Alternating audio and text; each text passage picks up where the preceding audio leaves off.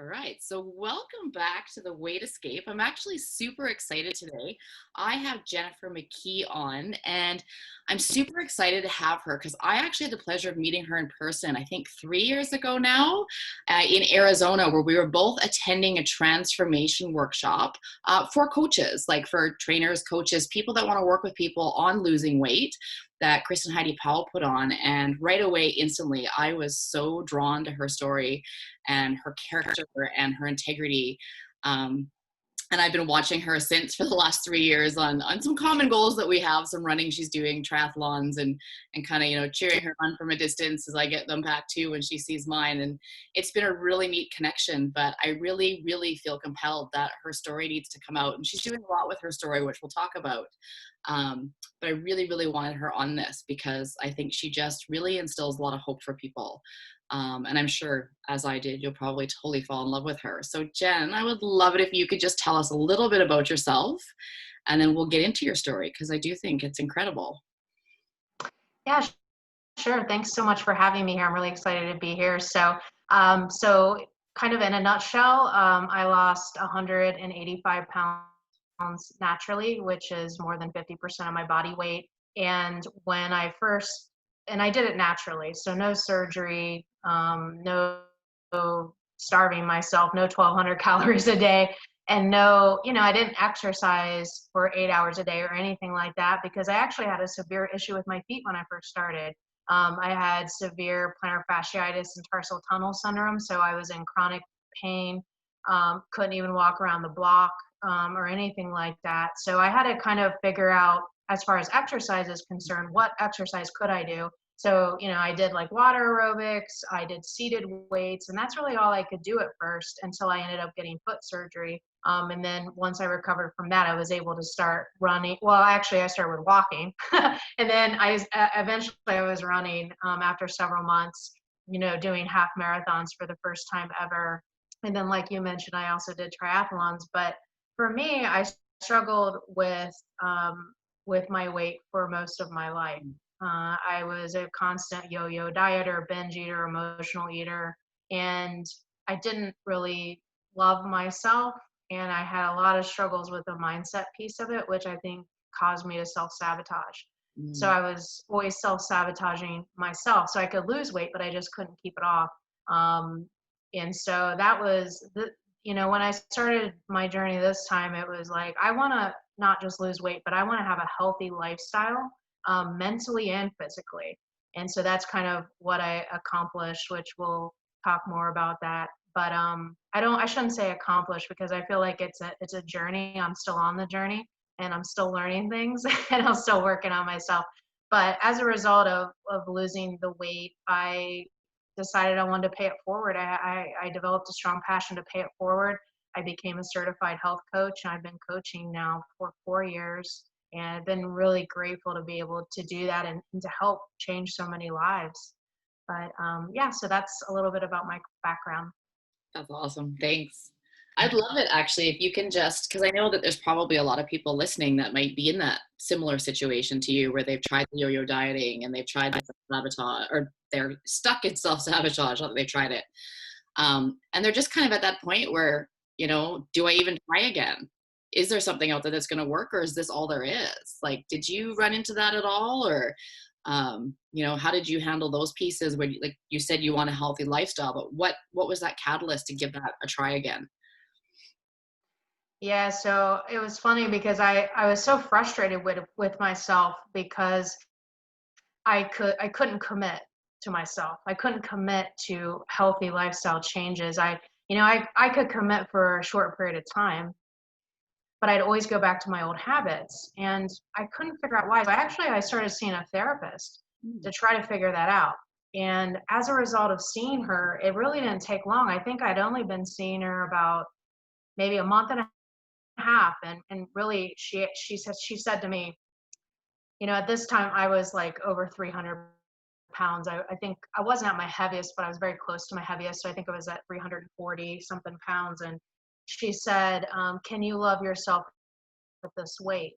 And, I thought about it for a minute, and through tear, I started crying and I said, no, I can't love myself like this. And she said the thing is that it doesn't matter what the number on the scale says. It doesn't matter if you're, 500 pounds, 100 pounds, 150, 200. If you don't love yourself, as you are, it doesn't matter. Losing the weight's not going to make you love yourself. And so I kind of went away from that session thinking about that. And I realized, because I was so focused on the number on the scale, I was so focused on losing weight that I wasn't looking at the bigger picture, which is that my relationship with myself was so unhealthy. I had a negative inner critic. I was constantly beating myself up, telling myself, I'm not good enough.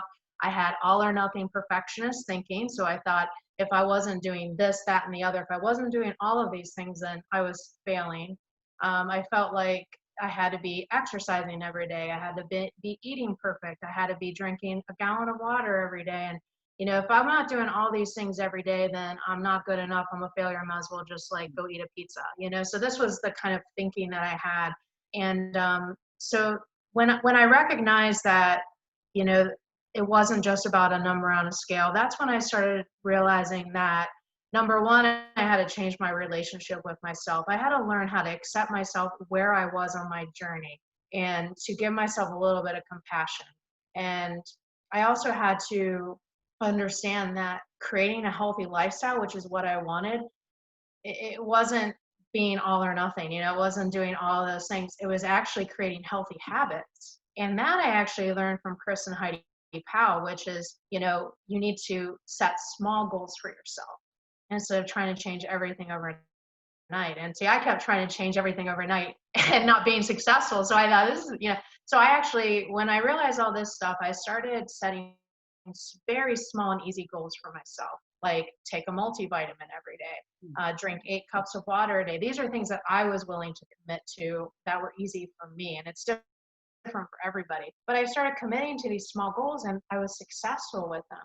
I was not perfect, but I changed my definition of successful, which is, each day I'm gonna focus on my goals. If something happens where I don't, do the goal for whatever reason, I'm gonna assess that and I'm gonna, figure out how can I do better with this tomorrow, and I'm gonna learn from it instead of beating myself up and punishing myself by, eating a pizza. I always say eating a pizza because pizza was my trigger food, but that was my like binge food was pizza. So like, but anyway, so like I can either continue to do that kind of behavior or I can give myself a little bit of compassion, understand I'm not perfect, learn from it, and then do better tomorrow.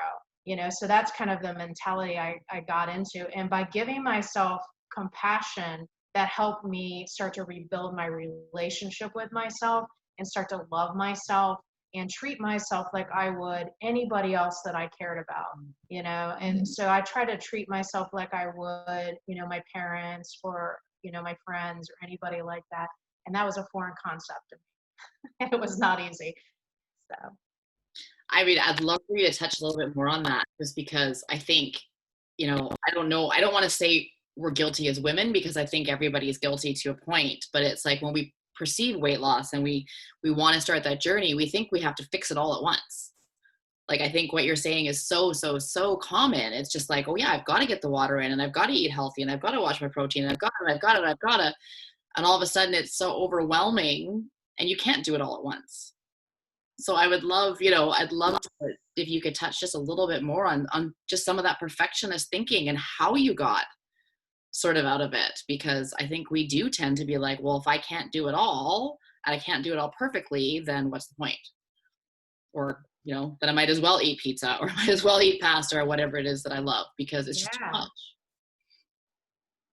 Well, one thing too that I started to recognize when I started this journey, part of my journey about over 5 years ago now, but I started understanding that I had to let go of old things that I had learned, which was, dieting, which eat 1,200 calories a day, exercise every day, drink X cups of water a day. I had to let go and unlearn what I already knew.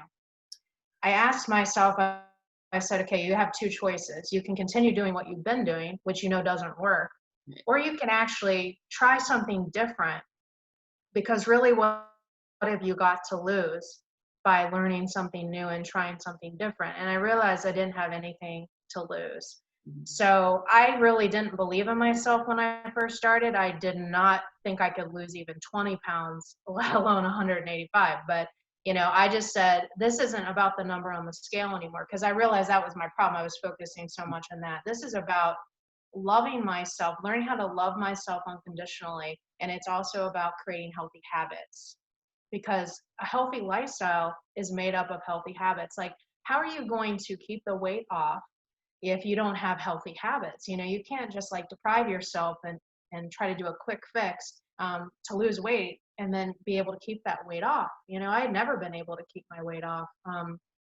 So anyway, I just started doing a lot of research on creating healthy habits and how you do that. And like I said, I mentioned Chris and Heidi Powell. I learned it first from them, and I started doing some more research on it.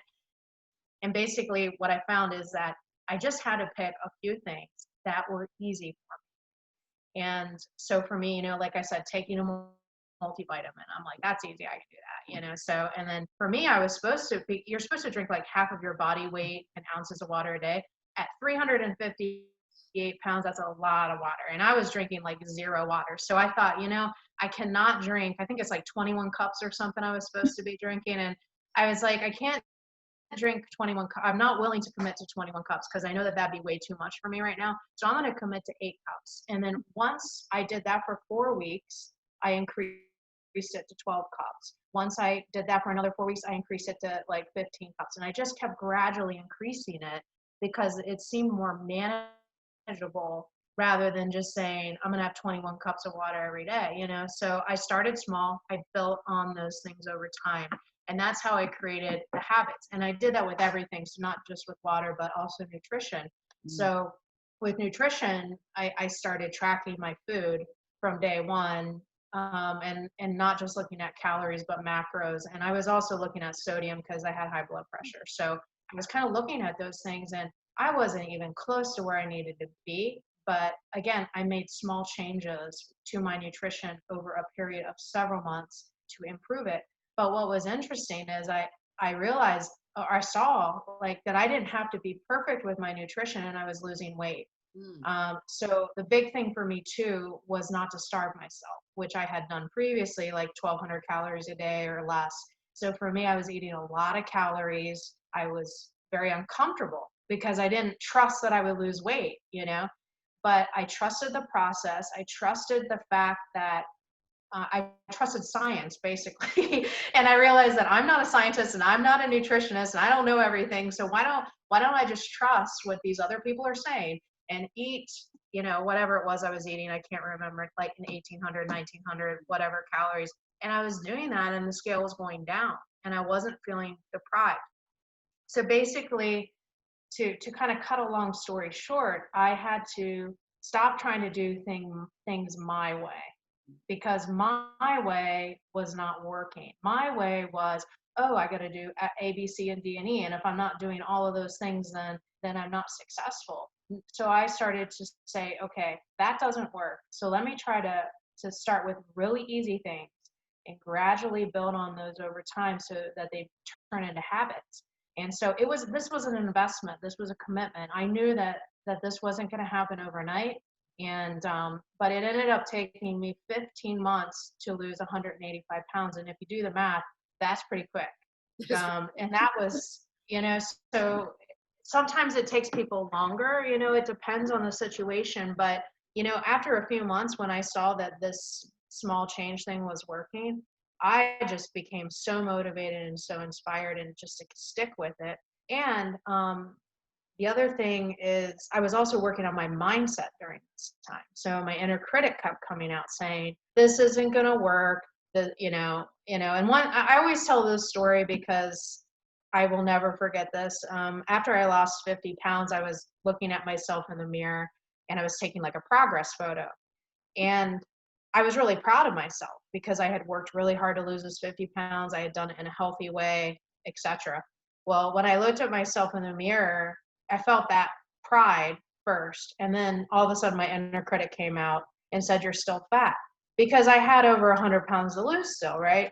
And when I noticed my inner critic, I I was like, you know what? I'm not giving my power to my inner critic anymore like I have for most of my life. And so I said to myself, you know, I may not be at the weight I want to be, but I'm proud of myself for all the hard work I put in. And I'm going to keep doing this. I'm going to keep creating these healthy habits, however long it takes. And I'm okay with that. I'm okay with where I am right now on my journey. And that shut my inner critic right up. Oh, So wow. I had to keep doing things like that. I had to keep talking, challenging my negative or inner critic in a positive way. And that's really how I learned how to manage my inner critic. But, you know, the thing is, I think it has a lot to do with unlearning things that you have already learned and trusting the process no matter what your inner critic tells you, because we have to learn patience. We have to be patient. We have to understand there is no quick fix when you're trying to create a healthy lifestyle or change habits or manage binge eating or manage emotional eating. My experience is there is no quick fix for that, especially if you've been doing something for many years. I had been an emotional eater, binge eater for, well, at least an emotional eater for 30 years of my life. So that's not going to change in a week, No. you know? So, did I answer your question? I hope I love the inner critic piece though, and I know like you do work with clients and with people with health coaching. But what do you tell people when they say, "But my inner critic is just so loud"? Like, where do I start with it? Because your story is great, but you make it sound easy, and I don't think it's going to be easy. Mine's just nasty. It doesn't stop. Oh, oh, yeah. Well, I can tell you right now, it's not going to be easy. And I always tell people anything worth doing is never easy, you know. But you got two choices. You can continue giving your power to that negative voice and being miserable, or you can actually work on it and understand that it's going to be a slow process, but trust in the process and that it will be worth it. You know, we all have an inner critic. It was developed when we were kids, and it's basically like a defense mechanism, you know. Um, Maybe when we were a child, we were still developing emotionally and we didn't really understand everything happening around us. So an example of that is, let's say your dad comes home from work one day and you're really excited to see him. Let's say you're like 6 years old or something. You're really excited to see your dad, but he's had a long day at work and he's exhausted. And when you run up to him to give him a hug as he walks in, maybe he pushes you away because he's had a long day. He just doesn't want to be touched for whatever reason. Or maybe he yells at you, like, get away from me. Now, when you're a 6-year-old kid, you don't understand that. So what do? We internalize it. We think, what's wrong with me? Why does my dad not want to hug me? Why is he yelling at me? What did I do? If that happens multiple times with the same person, other people, whatever, we misinterpret those things and the inner critic is developed and the inner critic starts telling us things like, you're not lovable, you're not good enough, you're a failure, things like that. And we take those core beliefs, limiting beliefs, into our adulthood. And it limits us as an adult. Okay. So I had to, learn all this, right? I had to learn all this. And I had to look at what were my limiting beliefs about myself. And the way I found that out was by listening. So step one is to become very aware of your inner critic. I've had clients before say to me, I don't have an inner critic, Jennifer. And then by the second coaching session, their inner critic is doing all the talking to me. So like a lot of times we're not even aware of it. I wasn't either. So I always tell people, if you say something to yourself that makes you feel like less than, okay, not good enough, like makes you feel upset, sad, depressed, whatever, that's probably your inner critic. And so to look at, what are you telling yourself? Most likely it's some kind of a limiting belief. So maybe I'm telling myself, let's say that I step on the scale and I thought I did good with my nutrition and exercise and stuff, but let's say I step on the scale that week and the scale's up. So I might tell myself something like, see, I told you you couldn't do this. I used to tell myself that all the time. I could say like, see, I told you you couldn't do this. That's going to make me feel less than. That's going to make me feel like I'm putting in all this work and not seeing results. That is my inner critic. And so if I can become aware of what my inner critic is telling me, I can then challenge it in a positive way. So if I step on the scale and it's up and I've been eating healthy and I've been exercising, drinking my water, the inner critic says, see, I told you you couldn't do this. I could actually challenge that and say, well, just because the scale is up today doesn't mean that I can't do this. All it means is that the scale is up today. Our bodies can retain water for many different reasons, or maybe we're building muscle. I mean, there's a million different, maybe it's around, if we're a female, maybe it's around our menstrual cycle. There could be a lot of different reasons why the scale is up. And if I just say, okay, the scale's up and give my power to that inner critic and the scale, then guess what's going to happen? I'm going to sabotage myself, maybe by eating cupcakes, cookies, pizza, whatever it is. And I'm going to sabotage myself. And then I'm definitely going to be up on the scale, right? Even more. So it's about understanding that, you know, there's certain things we have to ask, like when we say those negative things to ourselves, we have to ask ourselves, is this really true? Is this an all or nothing statement? A lot of times it would totally be black and white, the kind of thinking that I had, if the scale's not down, then that means this isn't working. That's not true. So I had to start asking myself, is this statement true? And sometimes I did believe it. I thought it was true. And I had to work with other people to help me see it wasn't true. And so that's what a coach can help you do, or a therapist, or somebody who is trained to help you do that, right? So really it starts with being aware of what those negative inner critic thoughts are, and then challenging them in a positive way. Now, I've also had people say to me before, like, okay, I'm aware of what my inner critic thoughts are, but I believe them. And even though you tell me that this isn't true, Jennifer, I'm having a hard time seeing that it's not true. And that's normal. Okay, so that's like completely normal to feel that way. If you're working with somebody and you're still struggling to see that the inner critic thought isn't true, a lot of times I tell people, you have a choice. You can believe the inner critic, or you can not believe the inner critic. Those are your two options. Now we know what happens when you believe your inner critic, right? Because that's how you've been living your life.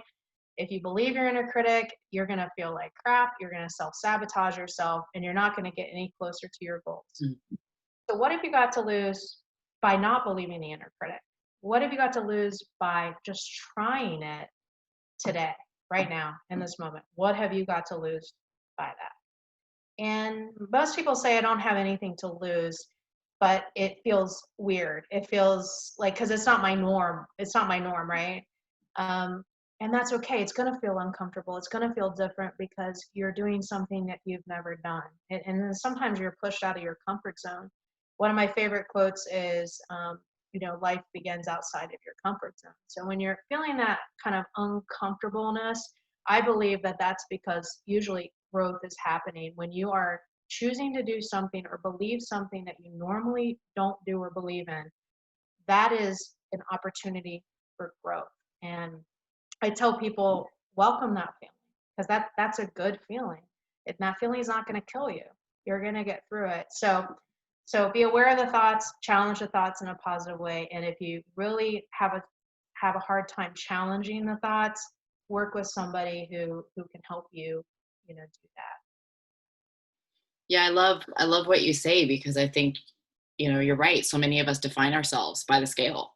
And it's like, you have that moment where you step on and I've done this well, and I've done this well, and I've done this well, and I've done this well. And my relationship with gravity today it just isn't there, right? But that little number, we're so quick to negate all of those really, really, really good things. And I think it's sort of like they say, when one negative comment to somebody comes out, it takes 10 positive comments to make it go away. But I think it's true. It's like, if you have an inner critic that's going and going, that one little thing, it's going to take it and run. And I think you're And right. the more that you challenge your inner critic, the less it comes out. This is the crazy thing about it. So like when, my inner critic used to be there all the time, nonstop, and I still have it. Like it doesn't go away, but it comes out way less because, sometimes I would tell myself when I would hear it, I would say, I refuse to beat myself up. And I would look at, what did I do well this week? So if the scale was up and my inner critic was in my ear, I would say, I refuse to beat myself up. And I would actually write down and make a list of the things that I was proud of that I did do that week, no matter how small it was. It could be something like taking a multivitamin. Sometimes people look at that like that's not much, but it's something. And those little things add up. And I remember after I'd lost 100 pounds, I kind of got in a rut, and because I hit a weight loss plateau for about, I don't remember now, like 4 to 6 weeks. And I mean, I was eating great, I was exercising, I was drinking my water, and I hit this weight loss plateau. So what I ended up doing was making a list of everything I had accomplished during that time I had lost 100 pounds. And I was focusing on non-scale victories. Okay, so and the list ended up being really long, a lot longer than my inner critic was telling me it was going to be, right? And so the list was just like really long, and I was like, you know what? I'm starting to understand this now. I'm starting to enjoy the journey and everything that I'm building and everything that I'm learning, because that's the other thing you learn as you're creating healthy habits and you're starting to love yourself more. It's actually it's not a destination. It's the journey that is what's rewarding, and what we can, how we can grow and evolve and become a better version of ourselves. And I heard something from Rachel Hollis that I absolutely love, and what she talks about, which is, you're not a survivor, you're a warrior. You're a warrior because you have been through so much and you're still standing and you're stronger than you were. And that's kind of how I feel on this, like on a transformation journey, whether it's a weight loss transformation or whether it's just a mindset transformation, like whatever kind of transformation it is, like you just push through any obstacle that you find and you make a choice to learn from it. I'm full of quotes. My other favorite quote is, life is not happening to you, life is happening for you. Because we can play a victim, we can say this always happens to me, the scale never moves for me, or we can say, what can I learn from you know and if we don't know what we can learn from this, we can also work with somebody else to help us and kind of look at things and what we're grateful for. I want to say one other interesting thing about my weight loss plateau that I hit. The way that I got out of my weight loss plateau was eating more. And that was an example of something I had, a belief I had to unlearn, because I thought the way to get out of a weight loss plateau would be to eat less and exercise more. But I decided I had done that in the past and I knew that didn't work. So I thought, well, okay, what have I got to lose? I'm just going to eat more, keep my exercise the same. And I did that, and I ended up getting out of the weight loss plateau. So it's just another example of, like I said, we have to unlearn Mhm. sometimes things that we have learned before that were wrong. Well, I love that you brought that up because I think, it is crucial because, like you said, the critic, even though you lost 100 pounds, is still kind of there. Like, you still have to do the work because, like, people would think, oh my gosh, you lost 100 pounds. Like, why would you even question that for a second? Like, that's huge. But how quickly it can get dismissed when that inner critic starts going. But taking that as an opportunity of, okay, there is something good going on here, I am going to go back and look. And like you said, non-scale victories are huge because it's, yeah, I've got this going on, or maybe my clothes fit a little bit different, or I actually accomplished a 5K and I never thought I could actually walk one, never mind run one. Or like, there's so many things that we can find that we're actually doing really well. And if we can get back into that, then it becomes like we almost open ourselves, like you say, to try that different thing, to get out of that old pattern. In your case, eating more, and trust that process instead of bashing yourself. And how easy would it have been for the scale to start going up again? Yeah, absolutely. Absolutely. So, I mean, transforming your life, or growing, all of that stuff, it's not easy. It's not easy. It takes consistency. It takes commitment. It takes hard work. It takes being in integrity with yourself, being honest with yourself. I had to learn how to be honest with myself, because I wasn't, and I was keeping myself in denial about a lot of things. And, so there's a lot of different things that we have to do. We have to be willing to do. And when we're willing to do those things, and then we do them, that's when, growth and change can happen. But it's a process. It takes time. I tell people, if it takes you 1 year, 2 years, 3 years, 5 years, 6 years, whatever. That's actually a small amount of time in the grand scheme of your life, and it is worth the investment. Um, a lot of times people get frustrated because they'll be doing really good and then all of a sudden they start to backtrack. And I also think that that's normal because those old ways of thinking will be there. I mean, they still come up for me now, but it's just like, okay, I get the thought, like I want a pizza or whatever it is, that I'm getting a thought of, and I just recognize it. I don't have to give into it anymore. See, that's the thing. I don't have to give that thought my power. And am I perfect? No. But what I found is the more that I've practiced this kind of stuff, first of all, the less those thoughts come up for me anyway. And then also I just have way more I don't know what the word is, like I guess just belief in myself that I don't have to give into the thought. And so then I don't give into the thought. But that took me a long time to get to that point, and I'm still working on it. I'm still working on lots of things, right? But it's, I think, patience and trusting the process. But it does take commitment, Mm. and it takes consistency. It takes consistency. Yeah, totally true. I want to bring up because you actually do a podcast on mindset. And I think that's crucial because, I'm sure, as you know, you've had coaches, you've had mentors, you've had people that you can turn to when that mindset starts to shift or that inner critic shows up or you run into one of those struggles where you're like, how do I get around this? And I think a podcast, is something amazing because you're kind of giving back from someone who's done those steps. And it's an amazing way for someone to connect because by tuning in, they may get that little nugget that's going to help them go through. They may get that little piece of inspiration, and information, actually. Maybe that's why that word got mumbled. But, you get those little pieces and it's actually making that choice to tune into something like that, to stay positive. Because when you tune into something, you're going to get something positive from it. People don't do podcasts to put people down. um, they do it to actually Right. to help. And I'd love for you to say a little bit about your podcast because that is your way of helping someone from one step to the next or to get around an obstacle or you know get real with themselves even. Yeah, I mean, I just have, after everything I've been through so far on my journey, I really, I have a passion to help others, but particularly with the mindset piece of it, because that is where I struggled for so long. And I know what it feels like to feel like you give up. I had given up. I had completely given up. I thought, well, this is just maybe the way that my life is supposed to be. This is just how it's supposed to be for me. And eventually, I thought, actually there was this like other voice inside of me that was not satisfied with that. And that voice was so faint that I could barely hear it, but I could hear it. And it was telling me, no, you can do this. I don't know how you're going to do this, but I know that you can do this, or you can at least make some positive changes.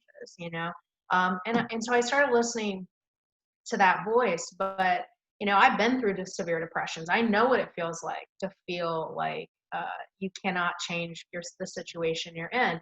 So that's why I wanted to really help people with mindset and just share what I've learned. So that's why one reason I created this podcast. It's called Warrior in Progress. You can find it on iTunes or whatever, Apple Podcasts, that's what it's called, Google Podcasts, it's on Stitcher, it's on Spotify. And so I've done various topics. I've done one on the inner critic. I've done one on self-sabotage. I've done one on integrity and how important it is to keep, be in integrity with yourself, which was something that I was not in integrity with myself for many years, for most of my life. I didn't realize how important that was. So anyway, I talk about different topics like that. And what I found is that, I try to just keep it short, not too long, but what I do is I just share what I've learned on the topics, and I also give like an action step or a call to action so that you can actually implement something that I've taught like in the podcast episode. But you know, I can't stress enough how important the mindset is, because I think maybe people will relate to this. For me, I knew how to eat healthy, at least healthy-ish. I knew how to exercise. I knew how to drink water. That was not my problem. My problem was doing that. My problem was doing that consistently. And that's where everything stemmed from the mindset, and so I knew that if I didn't fix, like, I knew a surgery wasn't going to fix that, because I had actually thought about getting, a lap band or gastric bypass or something like that, because I was, 358 pounds, and I had high blood pressure, high cholesterol. I had health issues as a result of how I was eating. And my brain is programmed to want a quick fix. Most people's brains are. I thought about the surgery, but then I recognized a surgery was not going to make me love myself. A surgery was not going to change my inner critic. And I recognized that my mindset was a huge part of it. So I decided to try to do it naturally, because I wanted to first start working on that mindset, like I said. So anyway, the podcast talks a lot about those things, and about, loving yourself unconditionally, and also how to, like, set realistic goals and things like that. I talk about that as well. So yeah, it's called Warrior in Progress.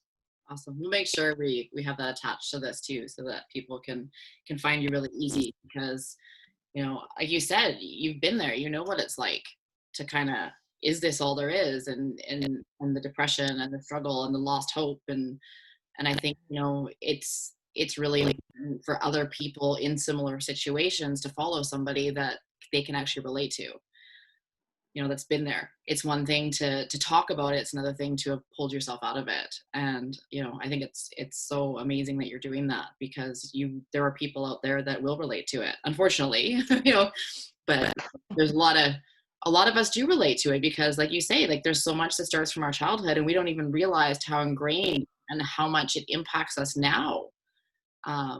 So yeah, who better to walk you through something than someone who's actually, stood in the storm and found their way through.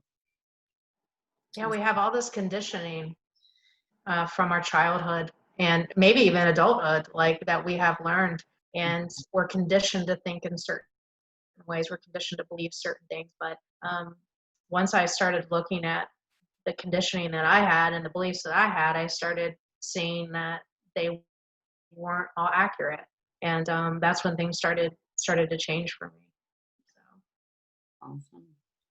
You also have a little something, it's 7-day program. It's a free guide. It's a free guide called Tame Your Inner Critic. So it's a Tame Your Inner Critic guide. You can get that on my website at mckeehealth.com. So I think there'll be a link. Yeah, And, we'll include that. okay. Yeah.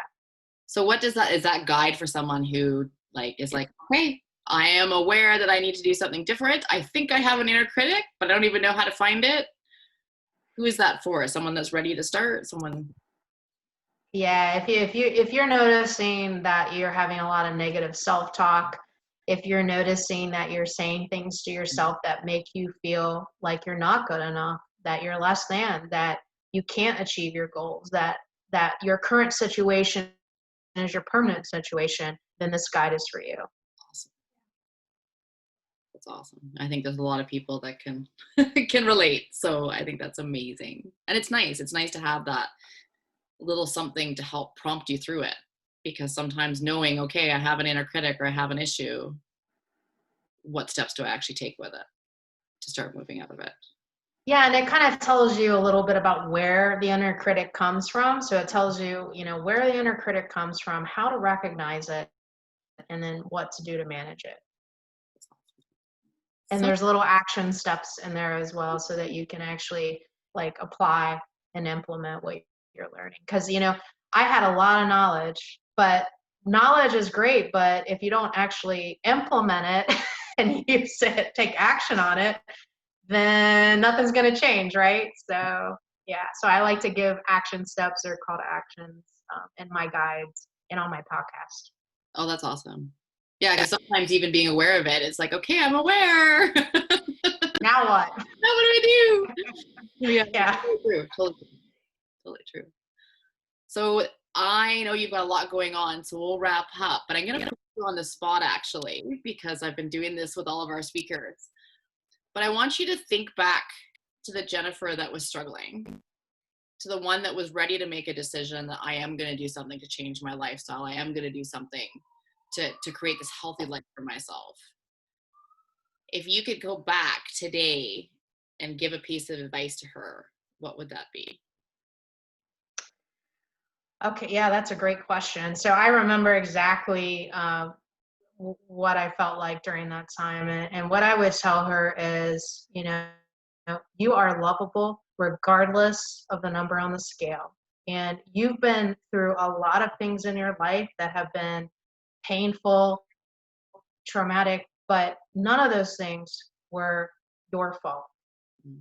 So I would encourage you to not continue being a victim and punishing yourself for your past, but instead learn from it, practice forgiveness of yourself and others, and let it go. Let it go because today is the first day of the rest of your life. And so, what are you going to do from today on out? And you have a choice. You can keep beating yourself up, you can keep telling yourself you're not good enough, or you can make a choice to start believing different things like that you are good enough and that you are capable and that you are lovable because you're a human being.